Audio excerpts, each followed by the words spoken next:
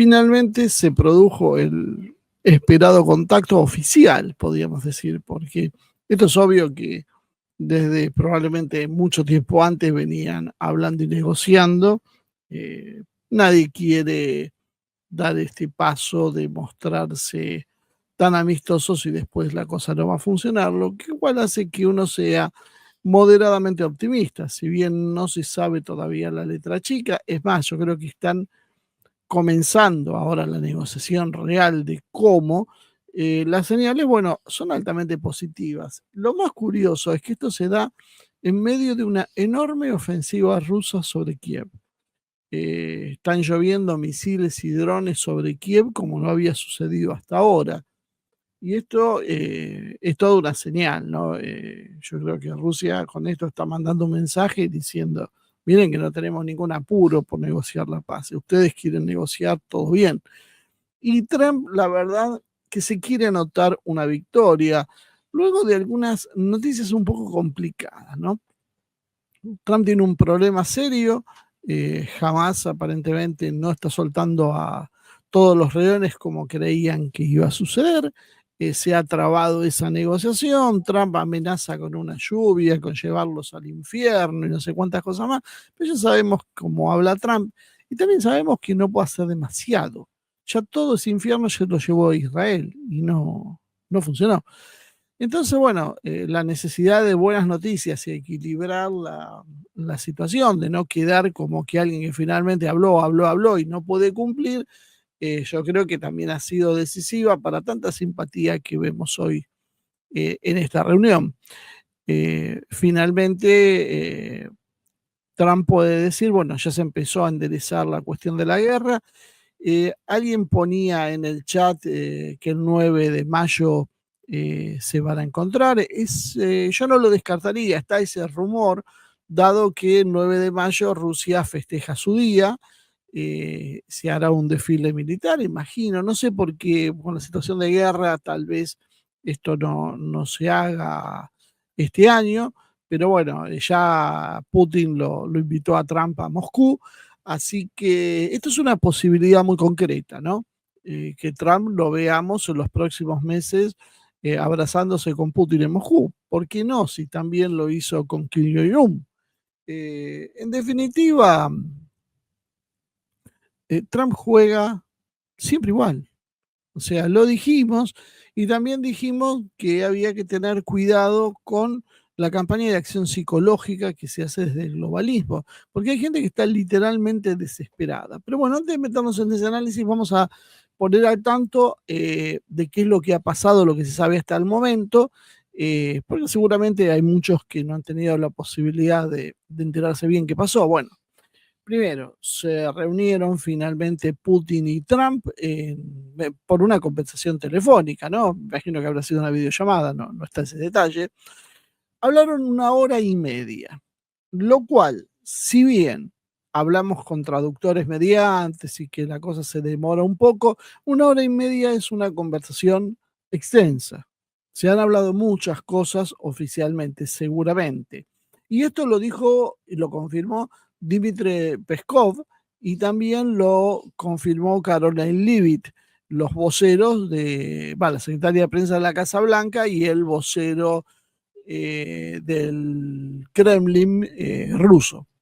La llamada la calificó Trump en su red social Truth como larga y muy productiva. Fíjense los elogios, eso es importante. Trump es muy transparente en ese sentido cuando él elogia y cuando él critica qué mensaje quiere dar. Discutimos sobre Ucrania, Medio Oriente, energía, inteligencia artificial, el poder del dólar y varios otros temas. O sea, básicamente sobre todo.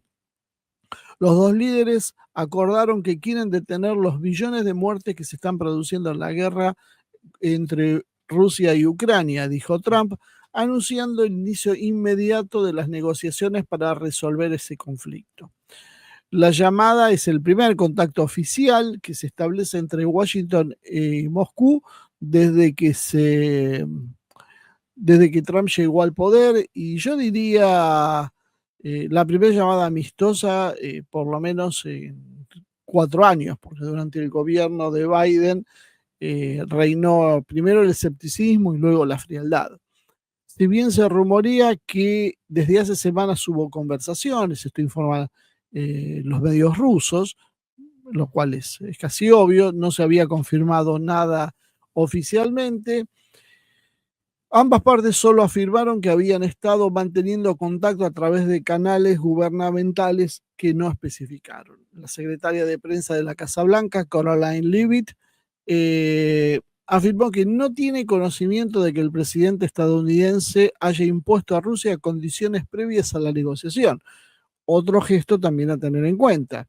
No, Trump, que es muy afecto a mostrarse como un cowboy, en este caso, bueno, está explicando claramente que no hay una coacción, eh, que se hace en torno más bien a las coincidencias y casi a la amistad a esta altura, podríamos decir. Pero igual no descartó que existieran, no sabe en realidad, afirmó que es demasiado pronto para hablar de una posible visita de Trump a Rusia o de las condiciones necesarias para que esto ocurra. Estados Unidos considera al presidente Putin y a Rusia como un gran competidor y a veces un adversario. Bueno, considerando que antes era un enemigo, ha sido un avance, dijo la secretaria de prensa después de la llamada telefónica de ambos. Como también he dicho, al presidente le gustaría tener buenas relaciones diplomáticas con líderes de todo el mundo, encontrando puntos en común, señalarles cuándo están equivocados y liderar desde la posición de la paz a través de la fuerza. Liderar desde una posición de paz a través de la fuerza. En el fondo, bueno, siempre tenemos que entender que son estadounidenses y tienen una posición de superioridad pretendida ante los demás, porque Trump le va a señalar cuando están equivocados. Podía haber hablado del disenso, pero recuerden que ellos mandan mensajes a su público. La Casa Blanca calificó como muy positivo los contactos entre el presidente de Estados Unidos y los dirigentes rusos y ucranianos, reiterando que el compromiso proclamado por Washington es el de poner fin a Ucrania. Trump pidió el fin de las hostilidades, cuentan los medios rusos, y una solución pacífica al problema. Putin, por su parte, mencionó la necesidad de eliminar las causas profundas del conflicto, dijo Dmitry Peskov. Aclaremos que Rusia no tiene ningún interés en negociar la paz o en sentarse a negociar si no se soluciona el tema de las sanciones. Seguramente va a estar sobre la mesa los 300.000 millones de dólares que confiscaron y obviamente qué va a pasar con el futuro de Ucrania, y no solo de Ucrania, sino de los bálticos y otros países profundamente hostiles a Rusia, que sin el paraguas de Estados Unidos, bueno, no son nada. Donald Trump, perdón, el presidente ruso invitó al jefe de la Casa Blanca a visitar Moscú, confirmó Peskov, y agregó que, bueno, estuvieron presentes en la reunión el director de la CIA, John Ratcliffe, el secretario de Estado Mark Rubio y el asesor de seguridad Mike Waltz. No estuvo presente Kate Kellogg, que era el enviado especial de Trump en su momento y aún por lo menos no se lo ha visto involucrado. Después de hablar con Putin, el presidente estadounidense anunció su intención de llamar al jefe del régimen de Kiev, Volodymyr Zelensky, para informarle, bueno, que había establecido contacto entre Putin y Trump, lo cual me imagino que Zelensky ya lo sabe y debe ser una de las peores pesadillas de Zelensky y sus camarillas. Putin y Trump discutieron además intercambios de prisioneros entre ambas naciones durante la llamada, y ahí vimos otro gesto amistoso porque Trump aseguró que le aseguró a Putin en realidad que Washington cumpliría con todas las obligaciones, y allí no dio más detalles, pero la discusión se giró alrededor de Mark Fogel, que es un ex empleado de la Embajada de Estados Unidos que había sido condenado en Rusia por el tráfico de drogas, marihuana y hashish, que se lo acusó de liderar una red de drogas, de tráfico de drogas, y se le dio una pena de prisión de 14 años. Bueno, este Mark Fogel va a ser liberado y a cambio Estados Unidos se comprometió a liberar a Alexander Vinnik, un empresario ruso de criptomonedas que ha estado también detenido por el gobierno estadounidense bajo cargos de lavado de dinero, según publicó el medio RT esta semana. Tras las conversaciones entre Trump y Putin, se dio una segunda conversación que fue entre Trump y Volodymyr Zelensky. Según Kiev, la conversación duró 1 hora. Eh, eh, la conversación con el presidente de Ucrania, Vladimir Zelensky, fue muy buena, dijo Donald Trump en su plataforma de red social. Durante la conversación, Zelensky, fíjense, ahora es un corderito, habló de su expreso deseo de lograr la paz, afirmó que, dijo Trump, ¿no? Esto, y reiteró que era hora de detener esta guerra ridícula. La llamada se produjo poco después de la conversación con Putin. O sea, por eso elegimos un título de este tipo, ¿no? Parece sí una llamada entre amigos, que hay dos que están peleados y le dice, déjame que yo hablo, corto y ya lo llamo y hablo y bueno, eso fue más o menos lo que hizo Trump.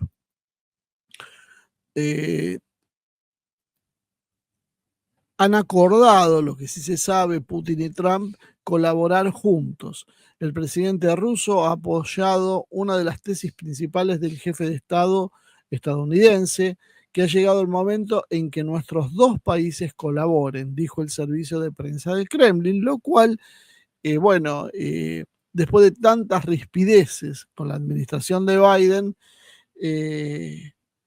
genera la esperanza de un acuerdo, cambia el mapa geopolítico y por otro lado da para desconfiar, hay muchos que desconfían todavía y dicen no, va a haber una traición de Estados Unidos. Yo creo que el mensaje de Putin de ordenar un bombardeo antes de la conversación de la magnitud que sufrió Kiev, creo que es una advertencia de que esta vez no.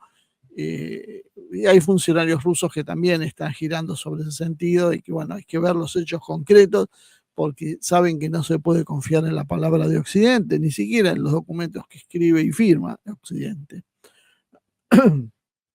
Y Trump siguió mandando mensajes alentadores, diciendo, por ejemplo, que Fogel, el mencionado oficial de la embajada que hablamos hace un minuto, fue parte de un trato muy justo y razonable y que Rusia lo entregó sin pedir mucho a cambio. Rusia no comentó, no dio demasiados detalles sobre el tema, pero Trump a los periodistas de la Casa Blanca le dijo, de hecho Rusia nos trató muy bien. Espero que este sea el comienzo de una relación que podamos poner fin a esta guerra y que millones de personas dejen de morir. Cuando se le preguntó a Trump si había dado algo a cambio a Moscú, hizo una breve pausa y dijo, no mucho, no fueron muy amables con nosotros. El acuerdo fue muy razonable, no se parece a los acuerdos que hemos visto a lo largo de los últimos años, estos fueron muy justos, reiterando, precisamente ese concepto que yo digo de amistad y acercamiento.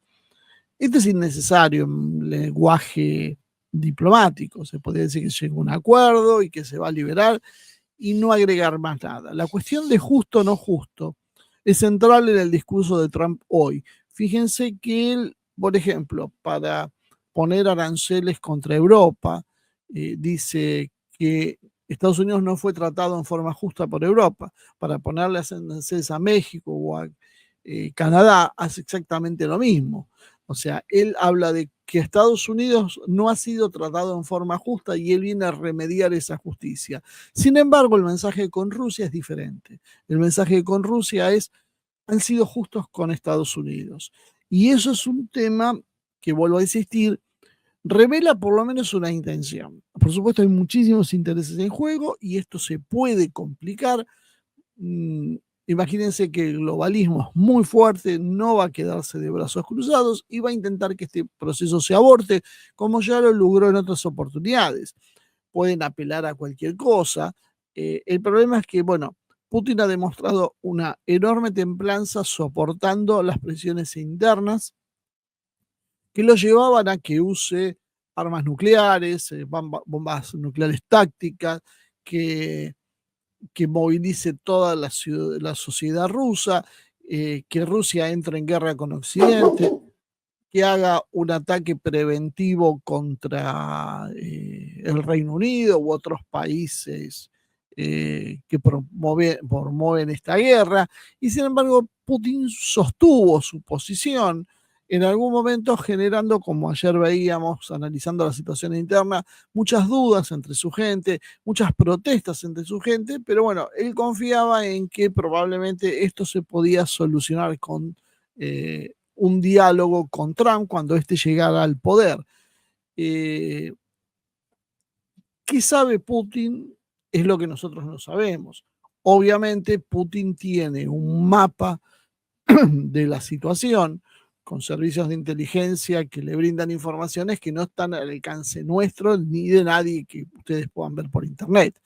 Evidentemente tienen contactos y saben de intenciones y saben de movimientos y de alguna manera él considera que tiene las garantías y sabía que perdón, que Trump iba a hacer la política que está haciendo, ¿no? De cerrar la USAID y todo eso está marcado en esta forma de orientar su política. Yo creo que también Putin, para no perjudicar a Trump, se mantuvo en silencio e inclusive dijo que él hubiese preferido a Biden porque era más predecible o algo así, ¿se acuerdan? Hace algún tiempo atrás, lo cual mucha gente creyó que por eso Putin estaba con Biden y nosotros insistimos, para Putin es mucho más funcional el gobierno de Trump que el de Biden, pero ese mensaje en Estados Unidos le juega en contra a Trump y Putin jugó como a Trump le convenía.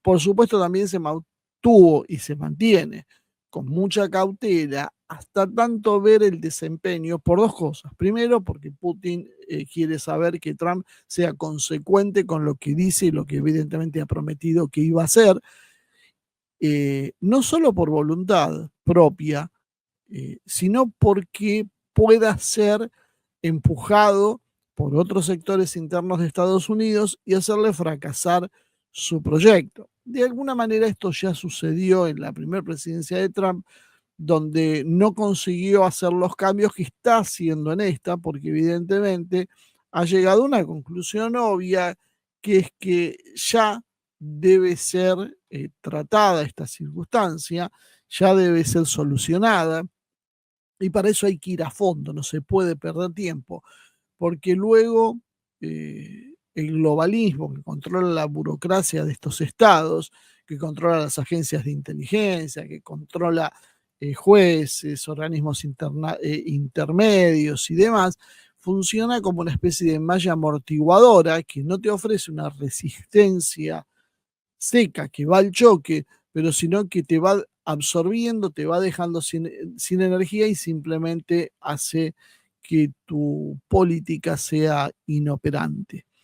Eh, bueno, parece por ahora que todo vamos bien. Vamos a ver, ya les digo, cómo se va dando el juego con otros actores que van a empezar a hacer su voz, oír su voz y cómo evoluciona la situación. Imagínense si mañana hay un estallido de una bomba sucia, por ejemplo, en Moscú. ¿Cuál va a ser la reacción de Rusia? No nos olvidemos que quienes juegan por esta guerra juegan muy fuerte y tienen muchos recursos. Cualquier cosa podemos llegar a esperar en los próximos meses hasta que Trump consiga desarticular los principales focos de resistencia. Eso incluye el Reino Unido y algunos países europeos muy favorables a la guerra. Vamos a ver seguramente líderes europeos que van a empezar a mover el rabo, como dijo Putin, pero cuidado, porque esos que muerden el rabo, cuando Trump se distraiga, lo pueden morder. Entonces, todo eso todavía está en discusión, ponemos. Es muy alentador porque esto nos aleja de la posibilidad de una guerra nuclear que vivimos al borde, al fino en los últimos meses del año pasado y que finalmente, bueno, parece que pudo haber sido detenida.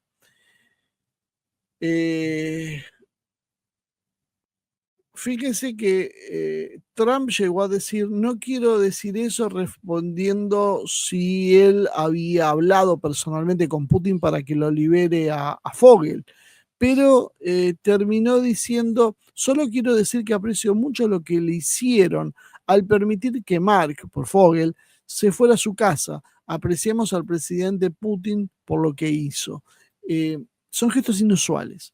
O sea, está tratando de establecer un marco de confianza que obviamente Putin sabe y creo que no va a caer en ninguna trampa de bajar la guardia y confianza en que está todo solucionado. Eso será un proceso de distensión largo y lleno de complicaciones, pero que va a necesitar que primero Trump ponga orden en Occidente.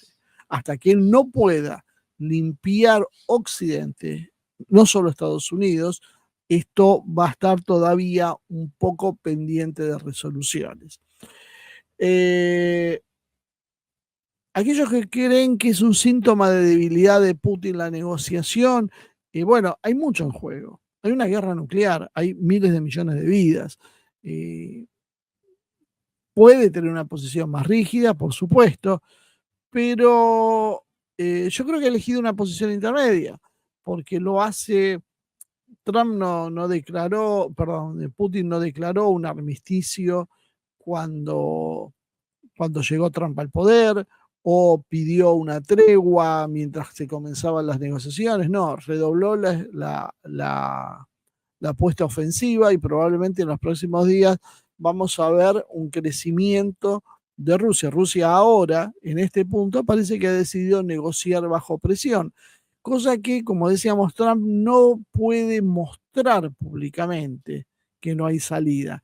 Entonces, tiene que hacer un mensaje edulcorado y de alguna manera victoriosa para poder irse sin que lo acusen de traición y sin mostrar un signo de debilidad que es clave para poder tener unificado un Estados Unidos que básicamente sigue partido al medio.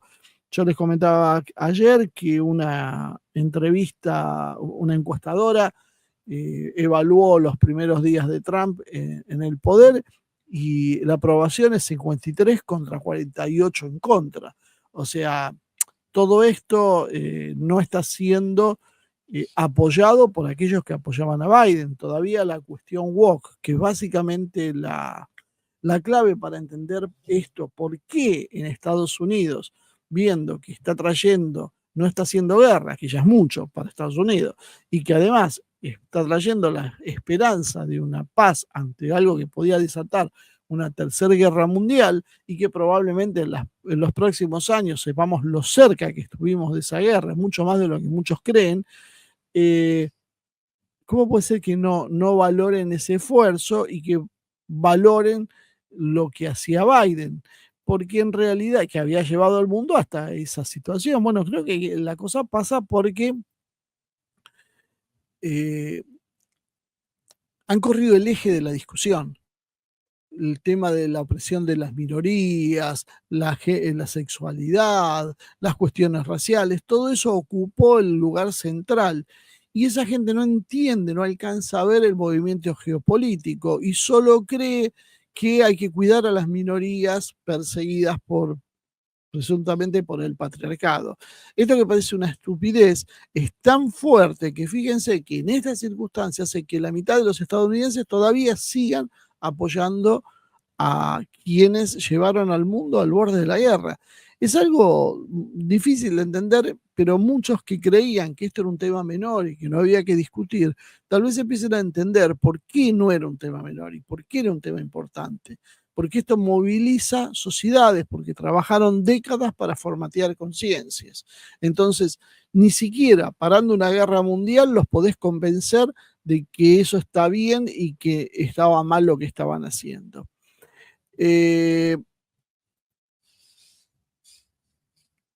Trump, fíjense cómo operó como siempre, subió y dio señales de, bueno, vamos a poner las cosas en su lugar y Rusia no tiene idea de lo que se va a enfrentar si no se sienta a negociar.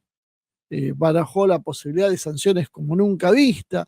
Ustedes notaron que Rusia ni siquiera le contestó, porque ya a esta altura del partido ya sabían que eso era declaración para su tribuna, para decir, bueno, vean que miren, yo puedo destruir Rusia, puedo destruirlo a Putin, pero soy muy buena persona y me voy a sentar a hablar con él.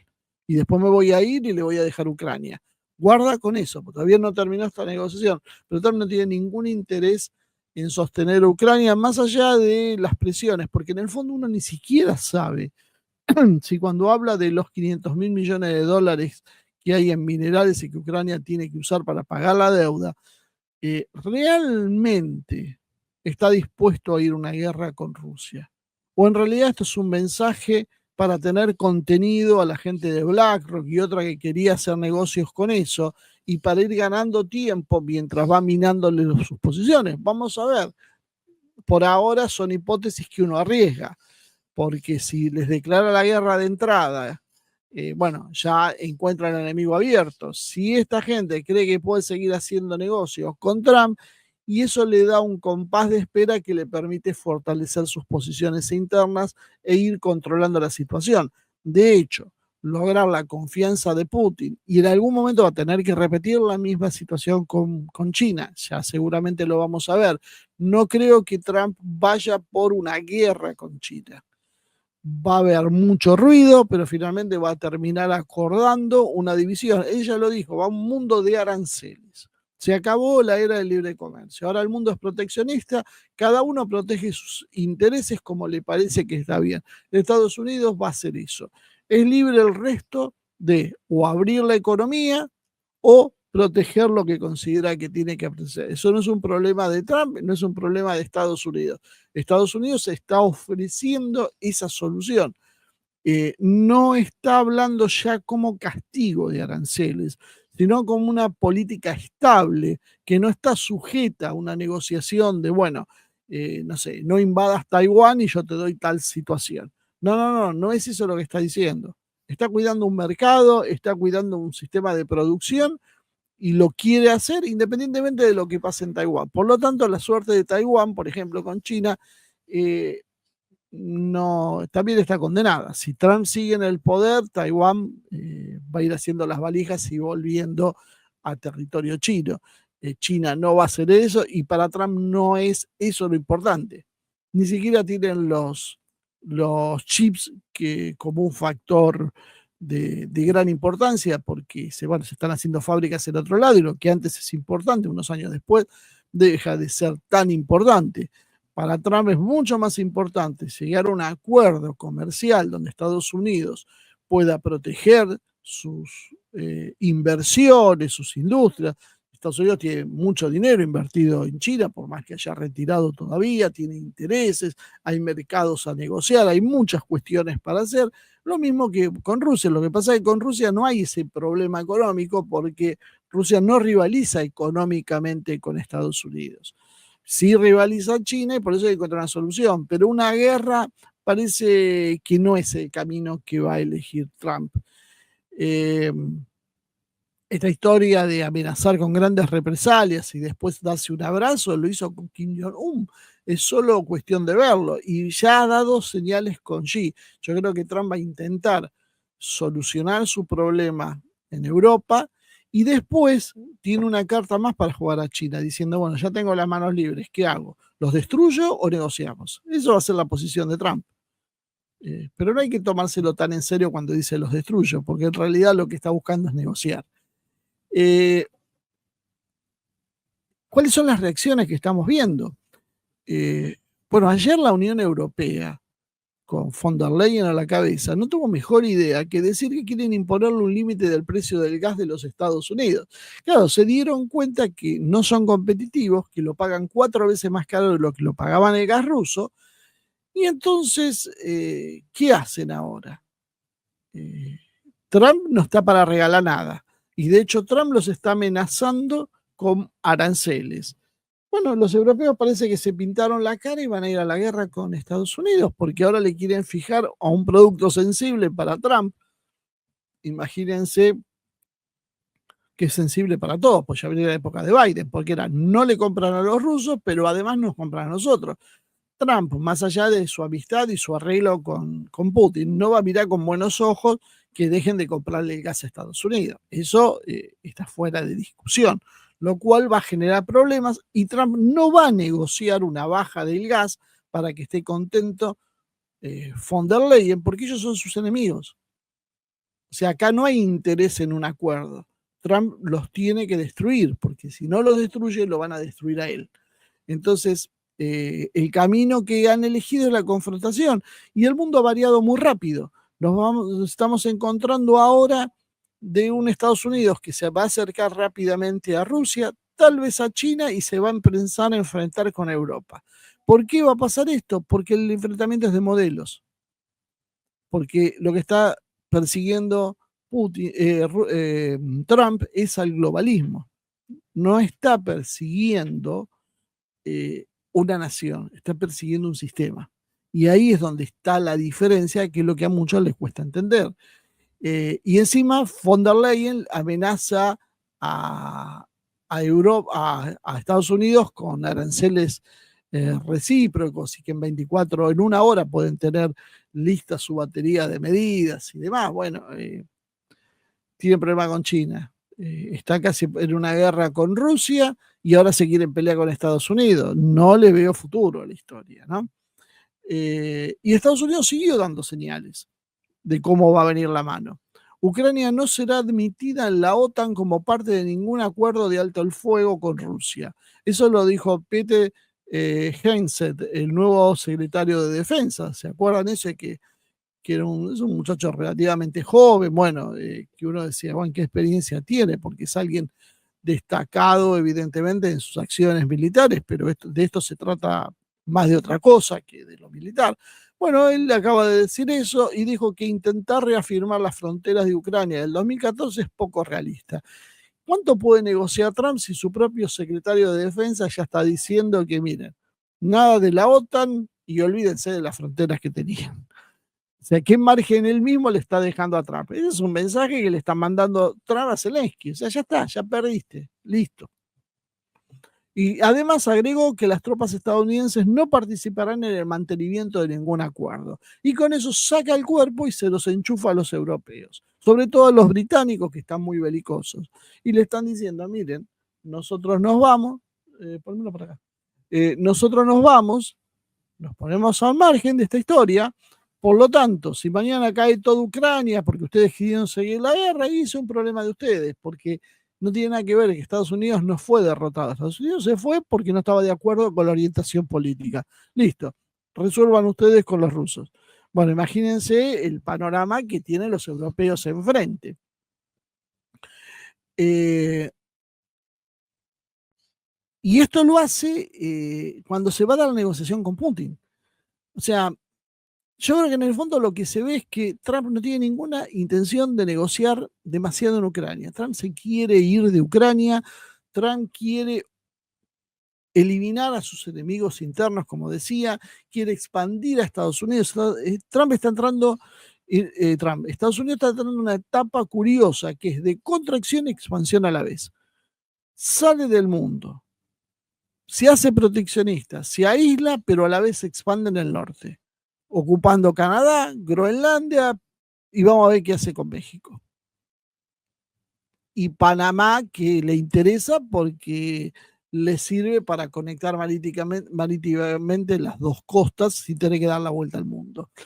Ese es el planteo bastante claro de Trump. A eso tiene la respuesta de Europa y, por las dudas, apareció también Rutte, el secretario general de la OTAN, que parece que no se ha enterado, no ha leído los diarios, no se enteró que han cambiado la correlación de fuerzas y sigue con una retórica como si estuviera Biden gobernando en Estados Unidos. Entonces, Rutte, en una conferencia de prensa ante los periodistas, dice, en este momento, si Putin atacara a la OTAN, la reacción sería devastadora, perdería. Así que no lo intente, él lo sabe, la disuasión y las defensas son muy fuertes. Sin embargo, mientras decía eso, decía también que la OTAN necesita gastar más en defensa para poder defenderse dentro de 4 o 5 años.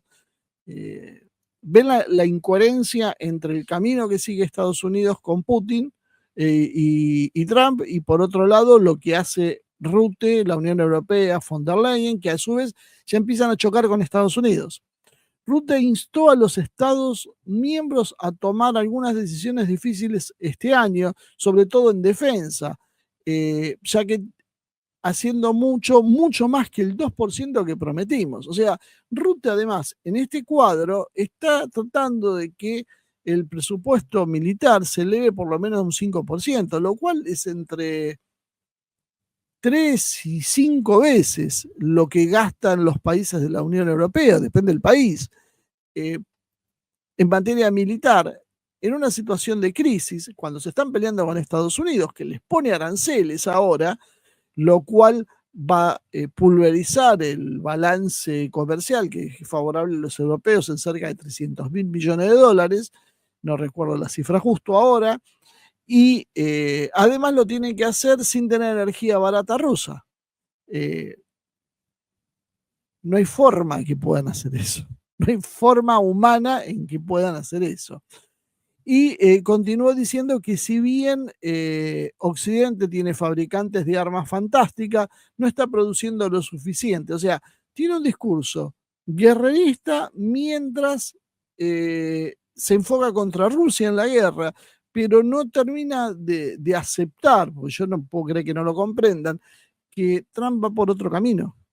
O sea, que el modelo que elige Estados Unidos hoy es diferente y que Europa se va a quedar sola en esa confrontación y que en realidad no sola que se va a quedar sola en esa confrontación. Yo a esta altura del partido diría que Trump va a ver con muy buenos ojos un enfrentamiento entre Europa y Rusia si eso termina con esa clase política europea, porque en definitiva son sus enemigos. Eh, a nosotros nos cuesta mucho entender eso, porque siempre Estados Unidos, de que tenemos memoria, Estados Unidos y los europeos han sido estrechos aliados contra el comunismo, después sus aventuras militares en Medio Oriente y demás. Y ahora nos encontramos con un Estados Unidos que empieza a ir por otro camino, un camino independiente, y que empieza a soltar el lastre europeo. Y eso es un problema sumamente complejo porque tampoco están en una era dorada, más bien está muy complicado. Y Rutte hizo trascender un informe del Servicio de Inteligencia de Defensa de Dinamarca, Servicio de Inteligencia de Dinamarca, donde hablan de un plazo de 5 años tras la finalización o congelamiento del conflicto de Ucrania para que Rusia esté dispuesta a lanzar una ofensiva a gran escala sobre Europa, partiendo del supuesto de que el gasto en defensa de la OTAN se mantendría tal. Por eso tienen que subir el gasto para evitar que Rusia en 5 años los ataque. Fíjense, vuelvo a insistir, el contraste con lo que está haciendo Trump. Y hay un detalle no menor, Groenlandia está en Dinamarca, y quien dice esto es Dinamarca, y esto es opuesto a la política de Trump. Habría que ver todavía si Trump no elige esta política de confrontación con Dinamarca por algún otro motivo más, y que mucho tiene que ver con lo político. Esto, derrocar al gobierno tiránico del Reino Unido y liberar a su pueblo, que es otra de las cosas que dijo Elon Musk, muestran que la situación entre Estados Unidos y Europa está tensándose rápidamente, pero vuelvo a insistir, como la mayoría de los analistas, periodistas y demás jamás vieron el conflicto desde esta óptica, no entienden bien qué pasa y prefieren ignorarlo. Pero bueno, la realidad tarde o temprano se termina imponiendo. Es probable que Rusia esté más dispuesta a usar la fuerza militar si persigue que la OTAN esté militarmente debilitada o políticamente dividida. Y agregó que esto particularmente es cierto si Rusia evalúa que Estados Unidos no puede o no quiere apoyar a los países europeos en la guerra. Este Rutte es un caso serio, es de lo peor que hemos visto, creo que debe ser uno de los jinetes del apocalipsis. Tipo que quiere más una guerra es absolutamente incomprensible. Encima no es un militar, está como secretario general de la OTAN, pero en realidad es una función política la que él tiene. Instó también a cambiar la mentalidad de los países de la OTAN hacia una mentalidad de guerra para prevenir la guerra. Ustedes no sé qué piensan, a mí me parece que no va a funcionar.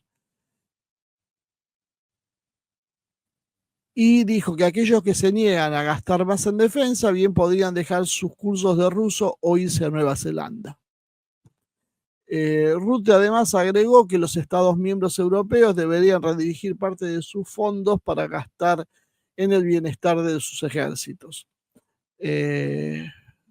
Los británicos también hicieron algo de lo suyo, se niegan dice que el periódico The Guardian habla de la posibilidad de que Estados Unidos se niegue a apoyar a Ucrania, a ignorar los intereses de Kiev, y eso podía ser posible si Washington entiende que las sanciones antirrusas no han logrado obligar a Moscú a abandonar la guerra. Bueno, no lo obligaron a Moscú, por lo visto, no.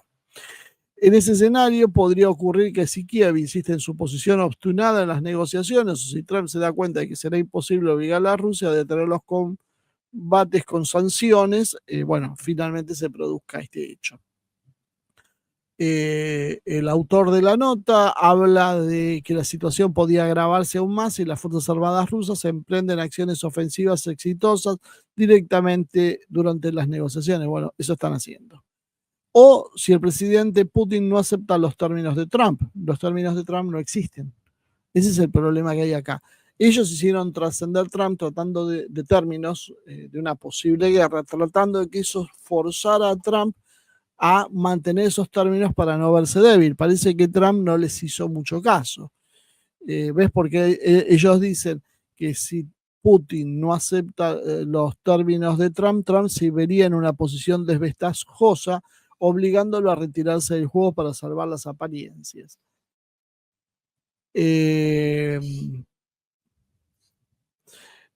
Sigue más adelante la nota diciendo que parece que Washington está cediendo a las demandas. Reuters informa que la administración de Trump está presionando a los aliados europeos para que compren más armas estadounidenses. Sí, eso sí, lo van a seguir haciendo, eso es negocio. Y esta medida podría aumentar la influencia sobre Kiev y disipar los temores de que Trump recorte la ayuda a Ucrania, dice Reuters, porque los británicos están empecinados en negar lo que pasa, y no es que sean idiotas, están negando lo que pasa porque la intención de ellos es presionar a Trump para que no pueda hacer lo que quiere hacer. Ese es el objetivo, o sea, hay que mantener la guerra a cualquier costo. Básicamente están desesperados por poder forzar eso, ¿no? Y para terminar, le voy a dedicar 5 minutitos a la República Argentina y a nuestro amado líder Javier Milei. Es impactante lo que hace la clase política argentina y lo que hace, digo la clase política porque no es la oposición o el oficialismo, son ambos. El presidente Donald Trump dijo que Argentina no va a estar exenta del aumento de los aranceles al acero y al aluminio.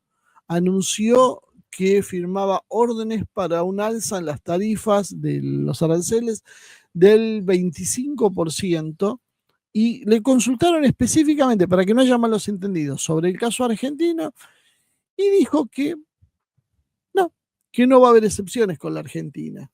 Afecta 600 millones de dólares argentinos en exportaciones.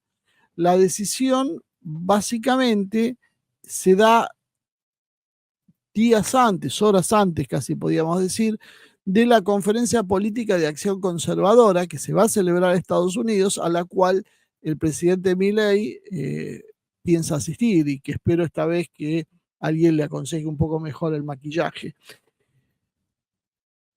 La verdad es que es obvio que la economía argentina y la estadounidense son competitivas, no son complementarias. Por lo tanto, van a despuntar las principales áreas donde Argentina produce exportación: carnes, cereales, soja. eh, y esto es inevitable cuando llega un presidente proteccionista, como es Trump. Lo que pasa es que Milei niega que sea proteccionista.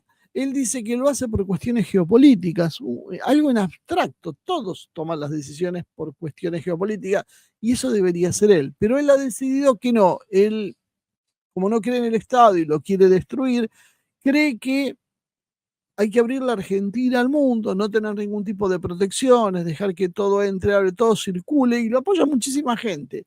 El problema es que ese mundo se terminó, ya ni siquiera es una discusión. Ya está, ya fue, ya no es una posibilidad, porque el resto del mundo se dedica a otra cosa. Porque Trump, al arancelar a todo el mundo, lo que está haciendo es que todo el mundo lo arancele a Trump. Por ende, todo el mundo va a poner aranceles. ¿Qué es lo que pretende hacer Milei con la economía argentina? Si a él no pone aranceles, lo que va a pasar es, si yo soy China y colocaba, por ejemplo, acero en Estados Unidos, y Estados Unidos me compra menos acero porque hay una barrera arancelaria, ¿qué va a hacer China con ese acero que le está sobrando? Lo va a reenviar a alguno que lo acepte. Si nosotros lo aceptamos, el acero va a entrar.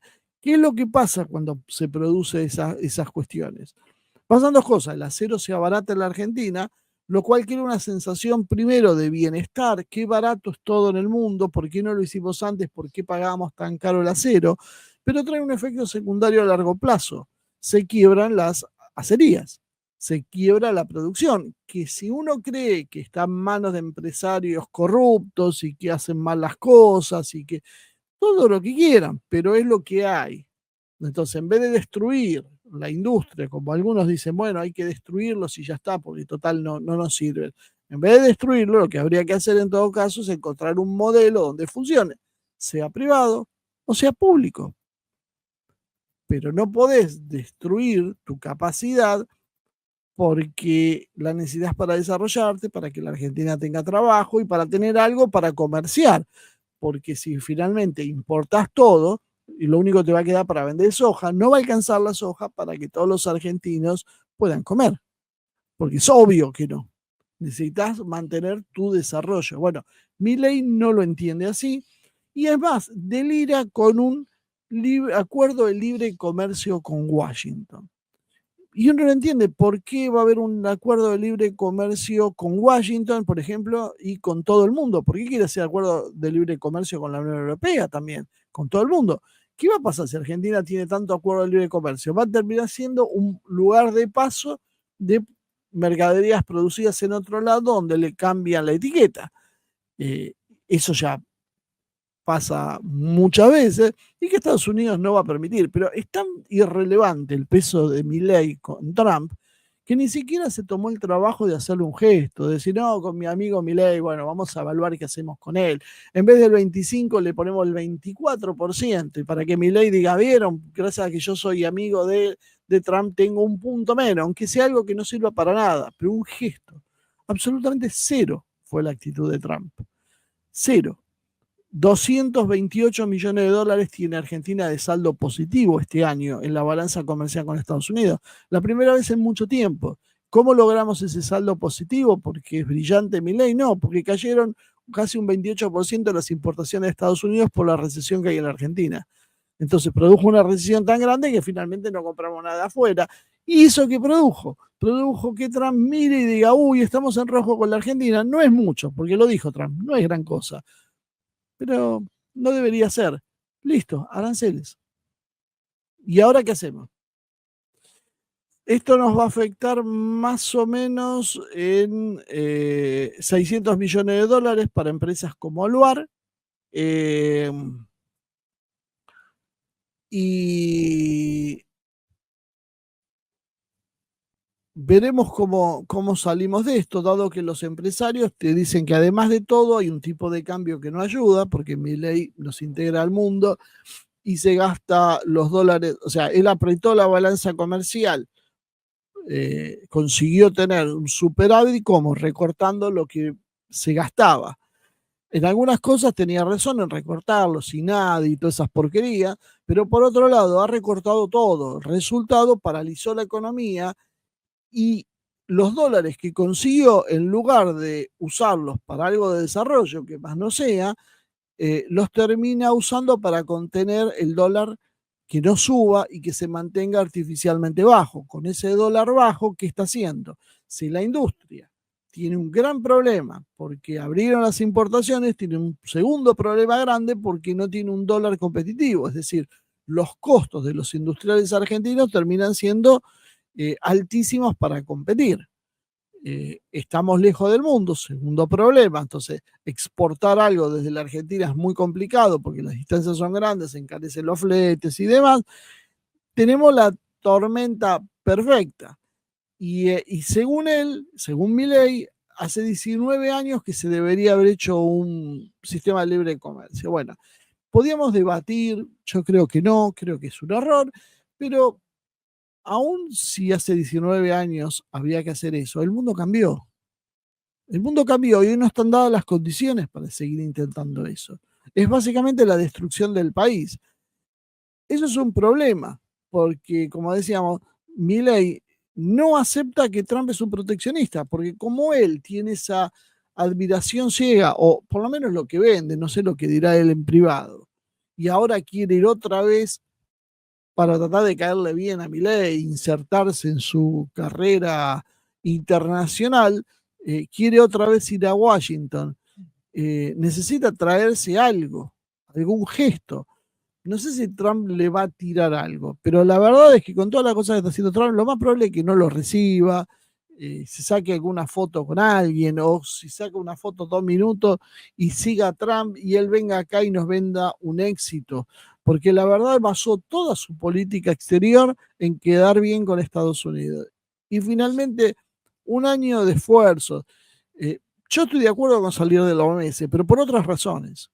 Eh, pero saca a la Argentina de la OMS, le copia el discurso de antiglobalista, hace todo lo que él cree que tiene que hacer para quedar bien con Trump, pero Trump no lo apoya.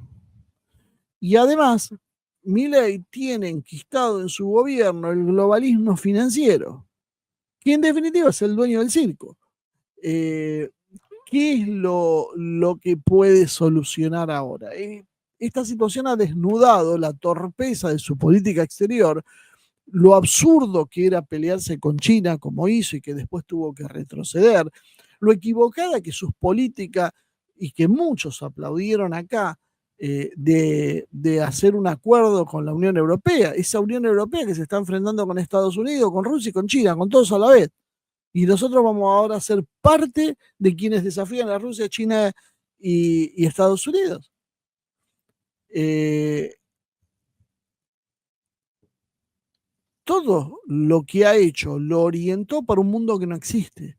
Pero eso estaba mal. Pero para algo hay un Congreso. Para algo hay fuerzas de oposición que deberían impedirle que en menos de un año, en un año ahora llevamos un año y pico, pero esto en meses, destruyó todo lo que tocó. Nos dejó fuera del BRICS. Nadie abrió la boca, nadie salió a decir nada. Y la primer marcha que hacen, se les ocurre hacerla por los cupos trans. ¿Se dan cuenta de la tragedia argentina? Tenés un presidente que no lee el mundo, que hace todo al revés, y la oposición que marcha para ir a un mundo que ya no existe más. Este es nuestro triste panorama, alentador en el sentido de que, bueno, tal vez no vayamos a una guerra mundial.